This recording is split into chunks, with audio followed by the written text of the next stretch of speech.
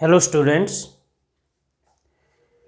Last class में हमने frictional force के बारे में पढ़ा था और उसके न्यूमेरिकल किए थे। और अगर आप लास्ट क्लास के जो न्यूमेरिकल हैं उनको ध्यान से देखें तो फ्रिक्शनल फोर्स के जो हमने न्यूमेरिकल किए थे वो सभी हॉरिजॉन्टल मोशन से रिलेटेड थे। उसमें जो बॉडी की मोशन थी वो हॉरिजॉन्टल थी। आज की क्लास में हम फ्रिक्शनल फोर्स के न्यूमेरिकल करेंगे जो कि मोशन ऑन इंक्लाइंड प्लेन से रिलेटेड होंगे। तो ये न्यूमेरिकल शुरू करने से पहले हम इंक्लाइंड प्लेन से रिलेटेड दो रिजल्ट डिराइव करेंगे। पहला है acceleration of a body sliding down an inclined plane. Acceleration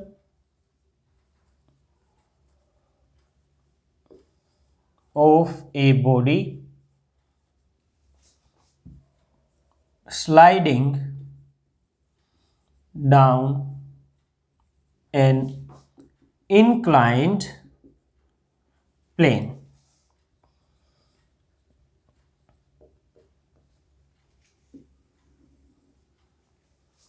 आपके पास ये एक इंक्लाइंड प्लेन है, हॉरिजॉन्टल के साथ इसका जो एंगल ऑफ इंक्लिनेशन है वो थीटा है और इस पर ये मास m है जो कि स्लाइड कर रहा है। हमें इसका एक्सेलरेशन कैलकुलेट करना है। तो ये डाउनवर्ड स्लाइड कर रहा है, लिखा है स्लाइडिंग डाउन। तो डाउनवर्ड स्लाइड करेगा तो इसका जो एक्सेलरेशन होगा वो डाउनवर्ड होगा। अब हम इस पर जो फोर्सेस एक्ट कर रहे हैं मास m पे वो हम ड्रॉ करते हैं। mg वर्टिकली डाउनवर्ड एक्ट करेगा। ये एंगल क्या बनेगा? थीटा बनेगा आपका। ये थीटा है तो ये भी थीटा। तो ये हो गया mg कोस थीटा और इधर हो गया mg साइन थीटा। ये normal force perpendicular to surface और ये डाउनवर्ड जा रहा है तो फ्रिक्शनल फोर्स एक्ट करेगा इस डायरेक्शन में। ये फ्रिक्शनल फोर्स है। ओके, तो आपको क्या कैलकुलेट करना है? आपको कैलकुलेट करना है ये एक्सेलरेशन। ये काइनेटिक फ्रिक्शन होगा आपका। तो n किसके इक्वल होगा? mg कोस थीटा के। n के अपोजिट है mg कोस थीटा। ये बैलेंस आउट करेंगे एक दूसरे को। क्यों? क्योंकि इस डायरेक्शन में कोई भी मोशन नहीं है ऐसे वर्टिकल। तो n equal to mg cos theta और f क्या होता है? Mu s into mu k into N. ये काइनेटिक फ्रिक्शन है तो यहां पर क्या आएगा? Coefficient of kinetic friction mu k. तो f equal to mu k mg cos theta. ये आपका फ्रिक्शन फोर्स आ गया। अब इसकी equation of motion second law use करके इक्वेशन लिखते हैं मास m की। एक्सेलरेशन इस डायरेक्शन में है, इधर है। तो इस डायरेक्शन में नेट फोर्स क्या होगा? mg sine theta minus f। mg sine theta minus f equal to ma। Net force f equal to ma। ये फ्रिक्शनल फोर्स की मैं ये वैल्यू रख देता हूं। तो mg sine theta minus mu k mg cos theta equal to ma। m cancel out हो जाएगा दोनों तरफ और g कॉमन ले लीजिए इधर। तो ये आ जाएगा sign theta minus mu k cos theta equal to a। Okay, तो आपका यहां पर एक्सेलरेशन आ गया sign theta minus mu k cos theta into g. So this is acceleration of a body sliding down an inclined plane. ये पहला result था जो हमें डिराइव करना था। दूसरा है work done in moving a body up an inclined plane. अगर इस बॉडी को हम ऊपर की तरफ मूव करते हैं तो कितना वर्क डन करना पड़ेगा? Work done in moving a body up N inclined plane, up an inclined plane। तो आपके पास ये इंक्लाइंड प्लेन है, ये हॉरिजॉन्टल है, और ये इंक्लाइंड प्लेन इस हॉरिजॉन्टल के साथ एंगल थीटा बनाता है। ये मास m है, तो mg डाउनवर्ड हो गया, ये एंगल थीटा बन गया, तो इधर mg कोस थीटा, और इधर नॉर्मल फोर्स, इधर mg साइन थीटा। सॉरी, इसको आपको ऊपर की तरफ मूव करवाना है, अप एन इंक्लाइंड प्लेन। तो ऊपर की तरफ आपको एक फोर्स लगाना पड़ेगा, कैपिटल F से लिख दिया मैंने, ये आपका अप्लाइड फोर्स है। और अगर ये ऊपर की तरफ मूव कर रहा है तो फ्रिक्शनल फोर्स किधर लगेगा, नीचे की तरफ, अपोजिट होता है मोशन के। तो फ्रिक्शनल फोर्स आपका ये लग जाएगा, मैंने स्मॉल f से लिख दिया फ्रिक्शनल फोर्स को। Okay, to take mass m up an inclined plane,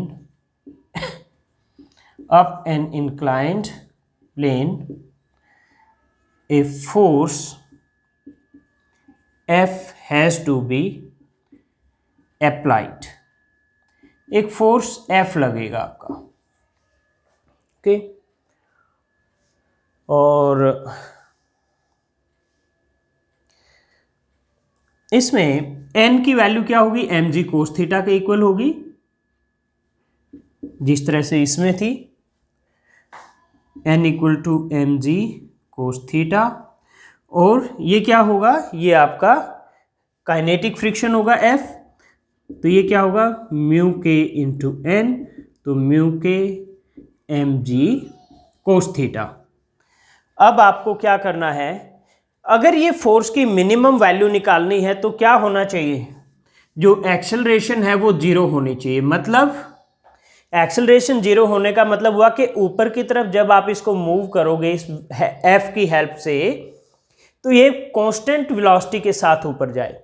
velocity constant होगी तो एक्सेलरेशन क्या होगी, zero. a equal to d v by d t, v constant तो d v by d t zero. तो यहां हम लिख देते हैं, for F to be minimum, mass m has to be taken up with a constant speed। mass m has to be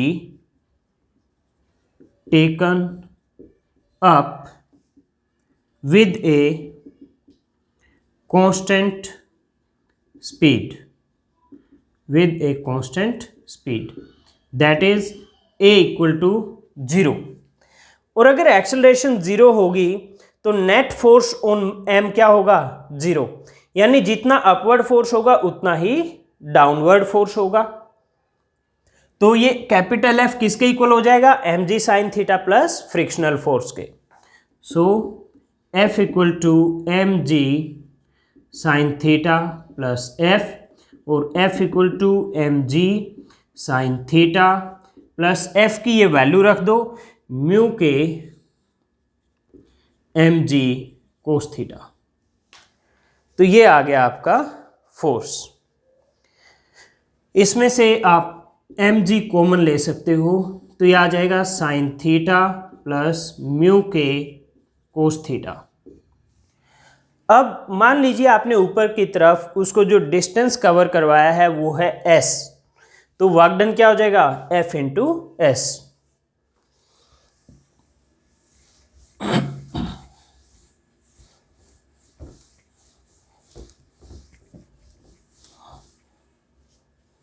तो यहां लिख देंगे हम, इफ मास m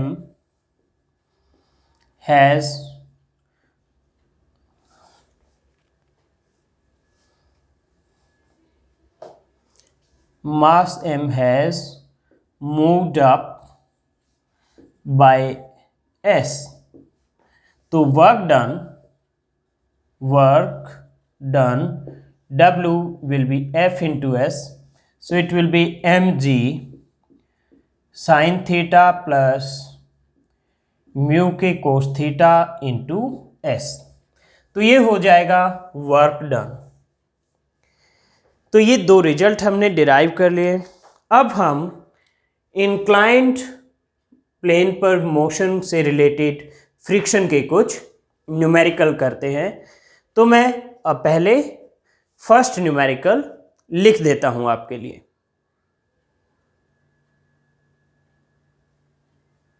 तो स्टूडेंट्स, मैंने आपके लिए नेक्स्ट न्यूमेरिकल लिख दिया है, मैं रीड कर देता हूं पहले। ये है a block of mass 10 kilogram is sliding on a surface inclined at an angle of 30 degree with the horizontal. If the coefficient of friction between block and this surface is 0.5, find acceleration produced in the block. तो क्या है, ये एक inclined plane है, ये angle 30 degree है, यहाँ एक मास m है, m की वैल्यू है 10 किलोग्राम। तो आपको बताना है एक्सेलरेशन क्या होगा। ये मास क्या होगा, नीचे की तरफ स्लाइड करेगा। तो ये कौन सा केस है, हमने इससे पहले जो अभी डेरिवेशन किया था वो था acceleration of a body sliding down an inclined plane, और उसमें हमने फॉर्मूला डिराइव किया था। फॉर्मूला क्या था, a equal to g into sine theta minus mu k cos theta. A equal to g into sine theta minus mu k cos theta. Theta 30 degree है और mu के 0.5 है, तो जी की value 9.8, sign 30 minus 0.5 into cos 30। Okay, कोस 30 आपका under root 3/2 होता है। Under root 3 होता है 1.732 डिवाइड बाई 2। इसको डिवाइड करोगे तो ये आपका आएगा 0.866। तो कोस 30 की जगह आप अंडर रूट 3/2 लिख दो, नहीं तो आप सीधा ये भी यूज कर सकते हो। ओके, लेकिन अगर आपको लगता है ये आपको नहीं याद रहेगा तो आप अंडर रूट 3/2 याद रखिए, जो आप क्लास 10th में भी पढ़कर आए हैं। तो ये होगा 9.8 साइन 30 1/2 माइनस ये 0.5 को भी मैं 1/2 लिख देता हूं, इनटू कोस 30 को मैं ये लिख रहा हूं 0.866। अब आप क्या करोगे, इसको सॉल्व करोगे, इसको 2 से डिवाइड करोगे, इसमें से माइनस करोगे, और ये सॉल्व करने के बाद आपका जो आंसर आएगा वो आएगा 0.657 मीटर पर सेकेंड स्क्वायर। तो ये आपका आंसर हो जाएगा। ANS इसका मतलब है आंसर। ओके, यहां देखो SOL के ऊपर मैंने N लिखा हुआ है, इसका मतलब है सॉल्यूशन। तो ये इसका सॉल्यूशन है क्वेश्चन का। QN मतलब क्वेश्चन। तो ये कंफ्यूज मत होना इस नोटेशन में प्लीज। तो ये फर्स्ट क्वेश्चन हो गया। अब मैं इसको इरेज करके आपके लिए सेकंड क्वेश्चन लिख देता हूं।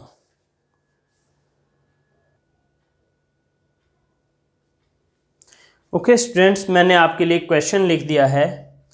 क्वेश्चन में एक इंक्लाइंड प्लेन दिया हुआ है, ये इंक्लाइंड प्लेन है, एंगल ऑफ इंक्लिनेशन 30 डिग्री है। इस पर दो मासेज हैं, M1 है इंक्लाइंड प्लेन पर और ये M2 through a string M2 से कनेक्टेड है। M1 through a string M2 से कनेक्टेड है। M2 फ्रीली हैंग कर रहा है, M1 इस प्लेन पर स्लाइड कर सकता है।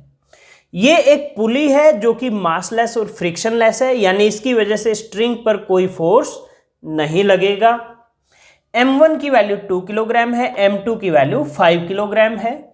आपको एक तो एक्सेलरेशन निकालना है सिस्टम का, और ये जो स्ट्रिंग है M1 M2 के बीच में, इसमें टेंशन निकालना है। Find acceleration of system and tension in the string. और M1 और ये जो इंक्लाइंड प्लेन है इसके बीच में कोफिशिएंट ऑफ फ्रिक्शन है वो 0.3 है। तो एक्सेलरेशन क्या होगा, m2 की वैल्यू ज्यादा है तो हम मान लेते हैं m2 नीचे जाएगा, तो m1 इधर जाएगा, तो m1 की एक्सेलरेशन इधर हो गई, सॉरी m2 की एक्सेलरेशन इधर हो गई और m1 की इधर हो गई। इसमें टेंशन इधर होगी और इस पॉइंट पे टेंशन इधर होगी। m2 पर m2g डाउनवर्ड एक्ट करेगा। m1 पे क्या क्या फोर्सेस एक्ट करेंगे, एक तो डाउनवर्ड m1g, ये एंगल 30 डिग्री है तो ये एंगल भी क्या बनेगा 30 डिग्री, तो ये बनेगा m1g cos 30 और इसके परपेंडिकुलर इधर बनेगा m1g sin 30। ये हो गया m1g sin 30। और क्योंकि इधर मूव कर रही है ये बॉडी तो फ्रिक्शनल फोर्स भी इधर ही लगेगा, ऑपोजिट टू मोशन होता है तो फ्रिक्शनल फोर्स ये मैंने स्मॉल एफ से लिखा है, ये भी इधर लगेगा। तो m1 पर m1g ये वर्टिकली डाउनवर्ड एक्ट कर रहा है m1g, ये एंगल 30 है तो ये एंगल भी क्या बनेगा 30 डिग्री बनेगा, तो इधर m1g cos 30 बन गया और इसके परपेंडिकुलर इधर m1g sin 30 बन गया। और एक्सेलरेशन इधर है यानी मोशन इधर है तो फ्रिक्शनल फोर्स इधर लगेगा। T टेंशन है तो A निकालना है और T निकालना है। m1 पर एक नॉर्मल फोर्स भी लगेगा N, ओके, क्योंकि m1 की इस डायरेक्शन में कोई मोशन नहीं है तो N will be equal to m1g cos 30। ये दोनों फोर्सेस एक दूसरे को बैलेंस आउट कर रहे हैं, तो N equal to m1g cos 30 और फोर्स होता है म्यू इंटू एन, तो ये हो जाएगा म्यू की वैल्यू 0.3, m1 की वैल्यू 2, g cos 30, तो 0.6 g cos 30। ये फ्रिक्शनल फोर्स आ गया। तो पहले मैं m2 की इक्वेशन लिख देता हूं, तो ये बनेगी m2g minus t equal to m2a। A downward है तो m2g पॉजिटिव और t नेगेटिव, तो m2g minus t equal to m2a। ये इक्वेशन बन गई m2 के लिए। और m1 के लिए क्या इक्वेशन बनेगी, A की डायरेक्शन में फोर्स है टेंशन T और A के अपोजिट है फ्रिक्शनल फोर्स और m1g sin 30, और ये क्या होगा m1a। अब आपको क्या करना है, A निकालना है और T निकालना है। तो पहले मैं 2 और 3 को अगर ऐड कर देता हूं, 2 plus 3 it will give you m2g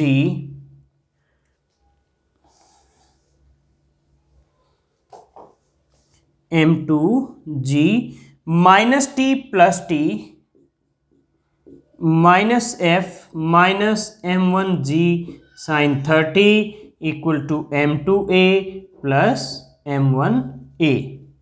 ये t से t कैंसल, तो ये आपका f की भी हम वैल्यू रख देते हैं। तो m2 की वैल्यू क्या है 5, तो 5g माइनस f की वैल्यू 0.6g और cos 30 एंड माइनस m1 की वैल्यू है 2g sin 30 is equal to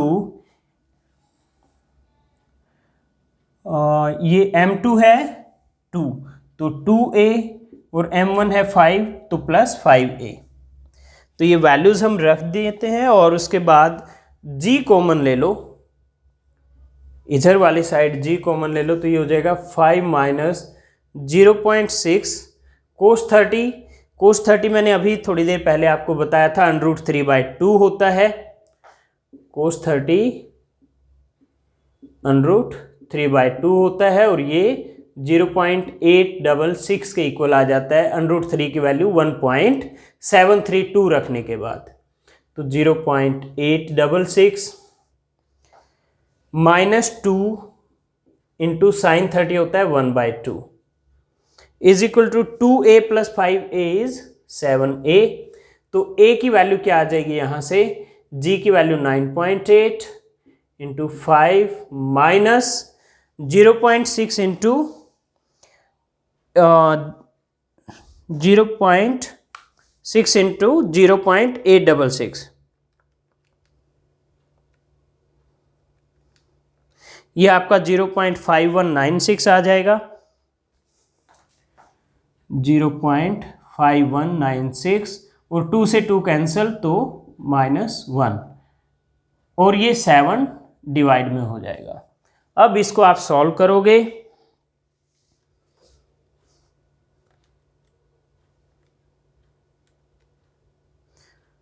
तो ये आपका आ जाता है 4.5196 ब्रैकेट वाली टर्म,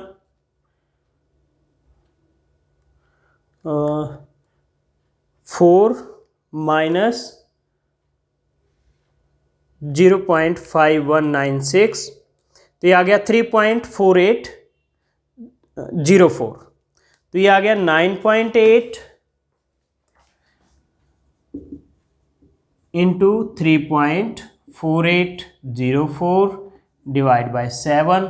अब इसको आप सॉल्व कर लो और सॉल्व करके आपकी जो वैल्यू आती है वो आती है 4.87 मीटर पर सेकंड स्क्वायर। तो ये तो आ गई टेंशन की वैल्यू, ये आ गई टेंशन की वैल्यू।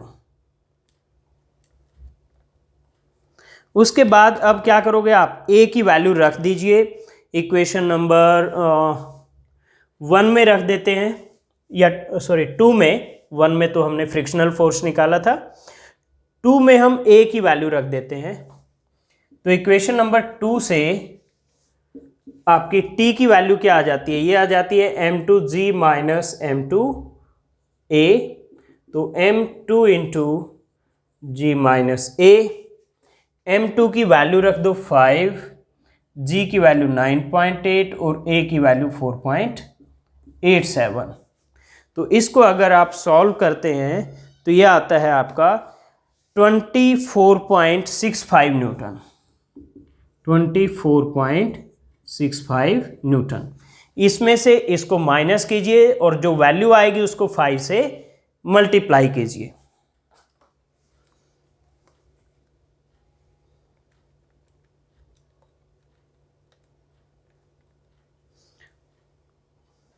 तो ये आपका आंसर आ गया।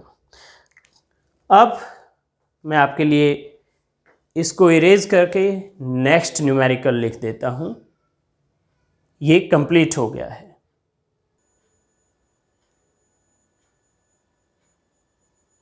ओके स्टूडेंट्स, मैंने आपके लिए नेक्स्ट न्यूमेरिकल लिख दिया है, मैं आपको पढ़ के सुना देता हूं।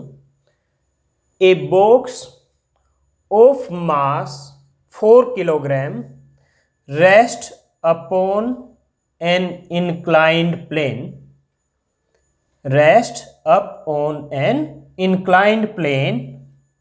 The inclination of plane to the horizontal is gradually increased, gradually मतलब धीरे धीरे।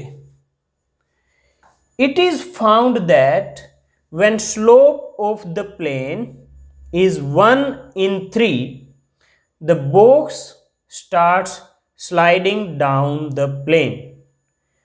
अब आपको लग रहा होगा सर ये slope of the plane is 1/3 का क्या मतलब है, तो मैं अभी बता रहा हूं, रुकिए आप, पहले मैं क्वेश्चन को पूरा पढ़ दूं। तो आगे है, find number 1 coefficient of friction between the plane and the box, and number 2 what force applied to the box parallel to the plane will just make it move up the plane. Okay, तो क्या है, एक inclined plane है और उसके ऊपर एक 4 kilogram का मास रखा हुआ है और इसमें लिखा है inclination of plane to the horizontal is gradually increased, धीरे धीरे इंक्रीज की है।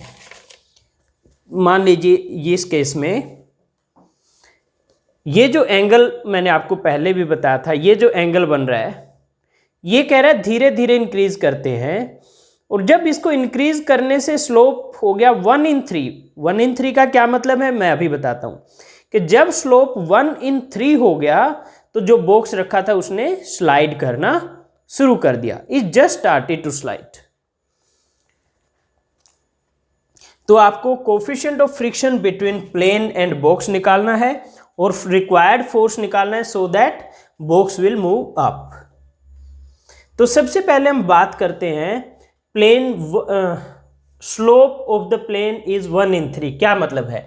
इसका मतलब है कि अगर हाइट 1 होगा, 1 मीटर 1 सेंटीमीटर जो भी, तो जो हाइपोटेन्यूज है ये, यानी जो इंक्लाइंड सरफेस है वो 3 होगा।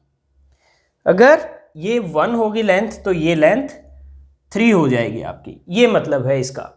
तो ऐसा क्वेश्चन कई बार आता है और बच्चे कंफ्यूज होते हैं, सर ये slope of the plane is 1/3, इसका मतलब क्या है? तो इसका ये मतलब है कि हाइट अगर 1 होगी तो ये हाइपोटेन्यूज 3 होगा, ये ध्यान रखना। तो यहां पर एंगल नहीं दिया हुआ आपको, लेकिन मान लीजिए ये एंगल है आपका थीटा। तो ये कहता है इसके ऊपर एक मास रखा हुआ है, मैं इस पॉइंट को ए मान लेता हूं, इसको बी, इसको सी। तो ए बी दिया हुआ है 3 और बी सी दिया हुआ है 1। इसके ऊपर एक मास m रखा हुआ है, मास m। और ये मास m कब जस्ट बिगिन टू मूव कब होता है? Sliding, the box start sliding down. इसने इनिशियली कहां पर है? रेस्ट पर है। लेकिन जैसे ही स्लोप इस तरह से आता है कि हाइट 1 और इंक्लिनेशन सरफेस 3 है, तो आपका box start to move. Well, अगर आपको याद है हमने पढ़ा था angle of repose. Angle of repose भी क्या होता है? वो एंगल ऑफ इंक्लिनेशन जिस पर this mass will just begin to slide. यानी ये जो थीटा है ये क्या है? एंगल ऑफ रिपोज है, एंगल ऑफ रिपोज है। ओके, तो हमें ये 1 दिया है, ये 3 है, ये एंगल हमने थीटा मान लिया, तो ये थीटा है आपका एंगल ऑफ रिपोज। वेल, इस ट्रायंगल ABC से साइन थीटा क्या आएगा? Perpendicular by hypotenuse. तो कोस थीटा क्या होता है? √1 माइनस साइन स्क्वायर थीटा। तो √1 माइनस 1/3, साइन थीटा क्या है? 1/3, तो उसका स्क्वायर हो जाएगा 1/9। तो √1 माइनस 1/9 होता है √8/9। तो 8 का √ हो गया 2√2 और 9 का √ हो गया 3। तो ये है आपका कोस थीटा। तो साइन थीटा भी आ गया, कोस थीटा भी आ गया। अब आपको पहले केस में निकालना है कोफिशिएंट ऑफ फ्रिक्शन। अगर आपको याद है एंगल ऑफ रिपोज के लिए, अगर थीटा एंगल ऑफ रिपोज है तो कोफिशिएंट ऑफ फ्रिक्शन क्या था? μ = tan थीटा। tan थीटा को लिख दो sine theta by cos theta. Sine theta है आपका 1/3 और कोस थीटा क्या है? 2√2/3। तो 3 से 3 कैंसिल हो जाएगा, ये हो गया 1/2√2, ये हो गया 1/2√2। इस 3 से ये 3 कैंसिल और ये आता है 0.35। तो ये तो आ गया कोफिशिएंट ऑफ फ्रिक्शन। अब और क्या कैलकुलेट करना है? सेकंड पार्ट में आपको वो फोर्स निकालना है so that it can move up the plane. Well, तो क्या होगा? ऊपर की तरफ एक फोर्स लगाना पड़ेगा, मान लीजिए वो कैपिटल F है। तो और क्या फोर्सेस लगेंगे? mg वर्टिकली डाउनवर्ड, ये एंगल थीटा है तो ये एंगल भी थीटा। तो ये हो गया आपका इधर mg कोस थीटा, ये मैं दूसरे कलर के पेन से लिख देता हूं इधर, ये आपका बन जाएगा mg कोस थीटा। और इधर क्या बन जाएगा आपका? mg sine theta. और एक और फोर्स बनेगा, अगर इधर अप्लाइड फोर्स है तो फ्रिक्शनल फोर्स भी आएगा इधर, मैं इसको रेड पेन से लिख देता हूं, तो वो फ्रिक्शनल फोर्स भी इधर लगेगा। और नॉर्मल ऊपर की तरफ ऐसे लगेगा mg कोस थीटा के अपोजिट। ओके, तो n हो जाएगा आपका mg कोस थीटा और F हो जाएगा म्यू इंटू एन, तो mu m g cos theta. तो यहां से n equal to m g cos theta, F होता है म्यू इंटू एन, तो ये हो जाएगा mu m g cos theta. तो ये कहता है what force applied to the box parallel to the plane will just make it move. तो will just make it move मतलब चाहे एक्सेलरेशन जीरो हो, कांस्टेंट वेलोसिटी के साथ ऊपर चला जाए, मिनिमम फोर्स निकालना है। तो क्या होगा, F जो बैकवर्ड फोर्सेज है एम जी साइन थीटा और ये फ्रिक्शनल फोर्स F, इन दोनों के इक्वल होना चाहिए। Capital F should be equal to m g sine theta plus small f which is frictional force. तो ये हो जाएगा F equal to m g sine theta plus F। तो m g sine theta, F की value रख दो ये mu m g cos theta. तो एम जी कॉमन ले लिया, sine theta plus mu s cos theta. तो m की वैल्यू दी हुई है 4 किलोग्राम, ये रही 4 किलोग्राम। g की वैल्यू है 9.8, साइन थीटा है 1/3, कोस थीटा है 2√2/3। तो sine theta 1/3 plus mu S की वैल्यू है 1/2√2 और कोस थीटा क्या था 2√2/3, ये वैल्यू कोस थीटा की। तो इंटू 2√2/3, 2√2 से 2√2 कैंसल, तो 4 इंटू 9.8 इंटू 1/3 प्लस 1/3 2/3। और अब आप इसको सॉल्व करोगे और इसको सॉल्व करके आपकी जो वैल्यू आती है वो आती है 26.13 न्यूटन, 26.13 न्यूटन। तो ये आ गया आपका सेकंड पार्ट का आंसर, ये आपका फर्स्ट पार्ट का आंसर। तो ये इस तरह से न्यूमेरिकल कंप्लीट हो गया आपका। अब मैं इसको इरेज करके एक न्यूमेरिकल और लिख देता हूं।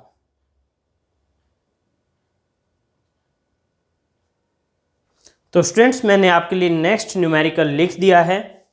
नेक्स्ट न्यूमेरिकल में ये एक इंक्लाइंड प्लेन है 30 डिग्री पर, इस पर दो मासेस है, एक मास m1 इंक्लाइंड प्लेन पर है और दूसरा m2 through a string hang कर रहा है। ये स्ट्रिंग है m1 से m2 तक, बीच में एक मासलेस एंड फ्रिक्शनलेस पुली है और m1 और m2 की वैल्यू 14 किलोग्राम है, दोनों की, m1 की भी 14 और m2 की भी 14।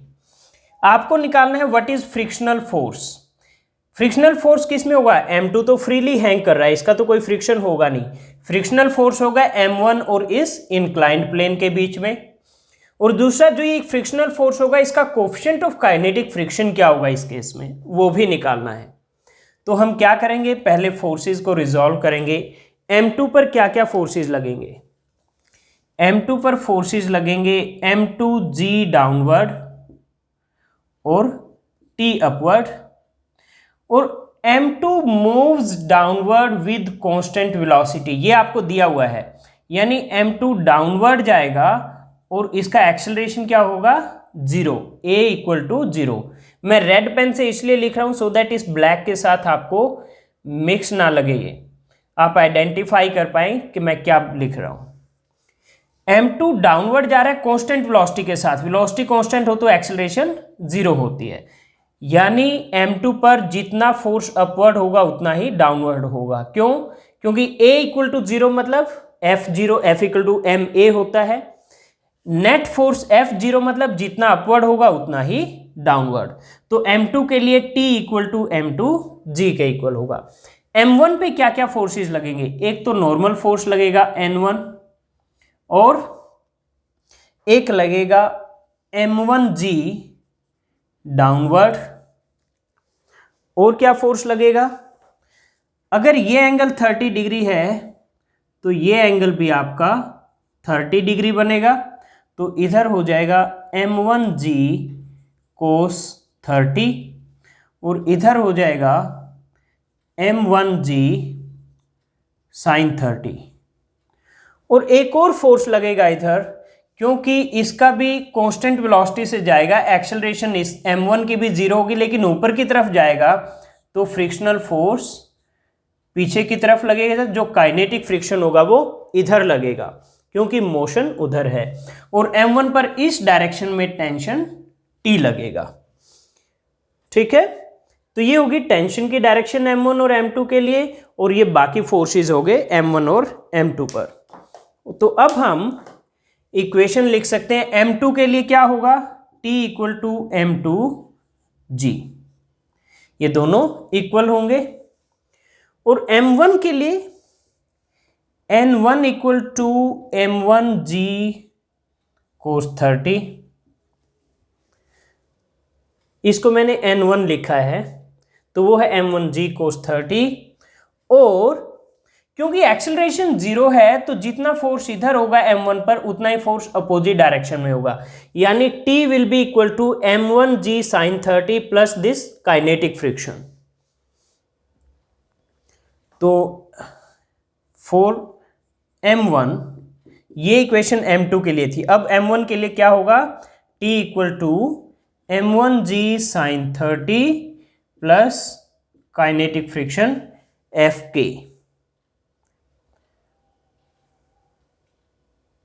तो यहां से Fk आ जाएगा आपका T minus Fk equal to T minus m1g sin 30, और T की वैल्यू पता है वो है m2g, तो ये हो गया m2g माइनस m1g sin 30।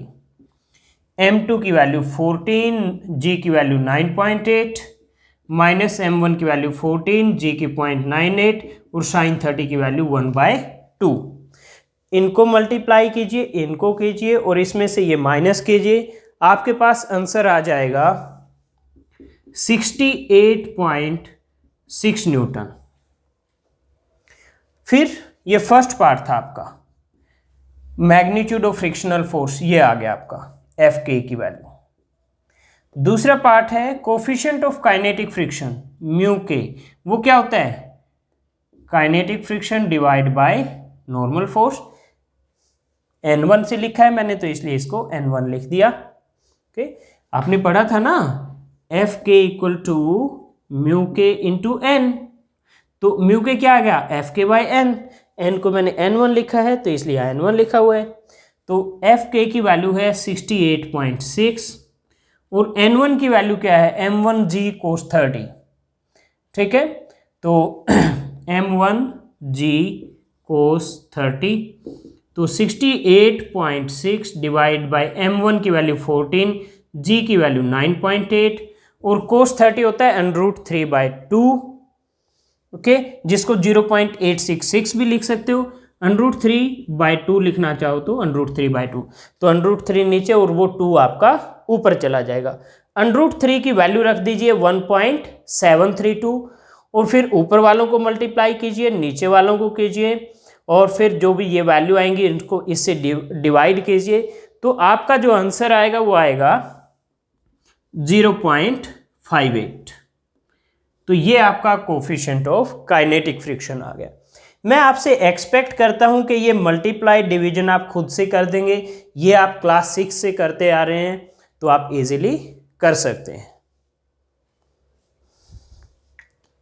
कि तो ये एक और न्यूमेरिकल था हमारा फ्रिक्शन से रिलेटेड। तो फ्रिक्शन से आगे अब हम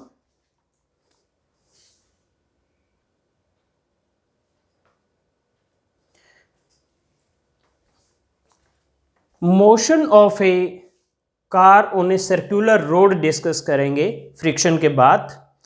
तो ये लेकिन हम नेक्स्ट क्लास में करेंगे, आज की क्लास को हम यहीं पर ख़त्म करते हैं। तो आप स्टूडेंट्स फ्रिक्शन के न्यूमेरिकल प्रैक्टिस कीजिए और नेक्स्ट क्लास में हम पढ़ेंगे कि जब आप अपने शहर की सड़कों पर रेड लाइट पर खड़े होते हो, अपनी गाड़ी में बैठे होते हो और आपकी गाड़ी फिर राइट या लेफ़्ट टर्न अगर लेती है, तो कई बार आप देखते हैं कि अगर आप ज़्यादा स्पीड में राइट या लेफ्ट टर्न लेते हैं तो चांसेस है कि गाड़ी पलट सकती है। ऐसे ही हाईवे पर जहाँ पे शार्प टर्न हो हाईवे में, तो वहाँ भी पॉसिबिलिटी होती है कि आप बहुत ज़्यादा हाई स्पीड हो जहाँ पर, वहाँ एक्सीडेंट हो सकता है। तो ऐसा क्यों होता है और उसको फिजिक्स की हेल्प से उस प्रॉब्लम को कैसे सॉल्व किया जा सकता है, ये हम नेक्स्ट लेक्चर में करेंगे। तो तब तक आप फ्रिक्शन के न्यूमेरिकल प्लीज़ प्रैक्टिस कीजिए अच्छे से। नेक्स्ट क्लास में मिलते हैं।